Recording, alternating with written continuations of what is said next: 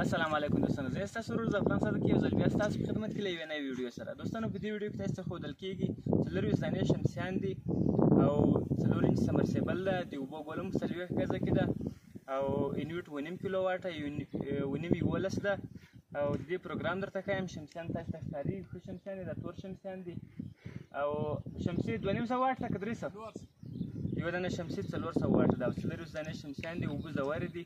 نو موږ تاسو ته وایرینګ ښیو، فکر کوم وایرینګ مشکل ده، پروګرام یې درته ښیو چې پروګرام په څوک چلېږي او بیا پایپ هم درته ښیو.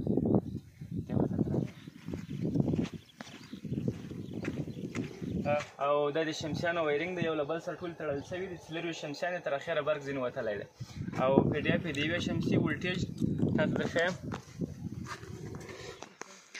سټیکر تاسو ته ښکارېږي 395 واټه یوه شمسي ده او 140 ولټه ده. نو 12 شمسیان په یو چوکاټ کې دي، 12 په بل چوکاټ کې دي، دواړه په 2 سریزه لګېدلي، یعنې په 2 لاینه لګېدلي دي. اوس انویټر ته تړو. دا 3 لاینونه دي، سمرسیبل راغلی دی، له کویت څخه چې راغلی دی، یعنې له برمیچ راغلی، او دا 2 لاینونه یو مثبته یو منفي د شمسیانو لاینونه دي. دلته اوس موږ انویټر ته تړو. 3 لاینونه دا انویټر ته وصل کوو او کلیپان مې ورته اچولي دي او دا نور 2 لاینونه چې دا مثبت او منفي دي، دا انویټر ته برق پرې ورکول کېږي. نو دوستانو دا انویټ په سمرسیبل باندې په مخ نه ځي، ورته بندېږي. نو انویټ یې ماته راوړی، انویټ مې وکتل، په دې کې مشکل نه و او دلته نور مستریان هم راغلي وو، هغوی ورته ویلي وو چې په انویټ کې مشکل ده. نو دې برمې ته زه اوس رالمه، ګورئ چې مشکل په چیش کې ده. ماته خو په انویټ کې مشکل نه ښکارېږي او اوس لاینونه ټول وصل کوو. سمرسیبل 3 تاره چې دا لګوو او د برق تارونه خو موږ لګولي دي. کله چې دا 3 وصل کړو نو انویټ سټارټوو چې څنګه کېږي. انویټ باندې اوس د رن بټن ووهئ، یعنې زرغون بټن ووهئ، سټارټوئ. انویټ مې سټارټ کړو، انویټ فریکونسي په مخ روانه ده.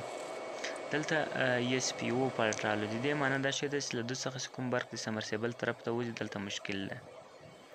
هغه کوم چې هغه ما ور بند کړلو چې بیا دپاره دا فالټ نشي را، یعنې که هر څو مشکل و انویټ دې پرې ورسي، زور دې ووهږي، په مخ دې ولاړ سي. هغه کوم ځای چې هغه فالټ وایي هغه ختم شول. نو اوس دی په مخ باندې ولاړ، فریکونسي تر 150 پورې ورسېدله. ګورو چې اوبه پورته کوي که بل څه مشکل ده. 40 ته ولاړه فریکونسي، 4 شمسیان او شمسیان ښې زورور شمسیان 400 واټه دي. فریکونسي تاسو ته ښکارېږي، یعنې فریکونسي تر 840 پورې ولاړه، بېرته راولوېدله، شاته راغله، په مخ نه ځي. د دې مطلب دا شی دی یا ویر چېرته مشکل لري او یا سمرسیبل خراب ده. کله چې سمرسیبل کویل باندې زور ورسي دا رقم ته کېږي. اول په مخ باندې فریکونسي ولاړه سي بېرته شاته راسي او اول کې موږ ته فالټ هم راکوسي. تاسې د چې برق د سمرسیبل طرف ته ځي دلته مشکل ده. نو اوس موږ د PB 0 نمره ګورو، هغه هم په 110 کې که هغه نه پې ورتله، بیا هم په 100 کې که بیا هم نه پې ورتله، اوس مې په 90 کې که نو کم شی ولاړه. اوس یې په 80 کې که اوس څنګه کېږي. په 80 کې تاسو ته ښکارېږي چې فریکونسي په مخ روانه ده خو ډېره په مخ نه ځي، یعنې جام ده، فریکونسي په مخ نه ځي، مخ ته فریکونسي نه وړي.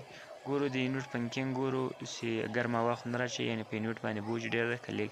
ولټه تاسو ته ښایم، ولټه 460 ولټه برق راځي، 460 فریکونسي تر 15 په مخ نه ځي، په 70 کې هم کم هغسې رقم ته ده. نو دوستانو د دې مشکل موږ پیدا کړلو.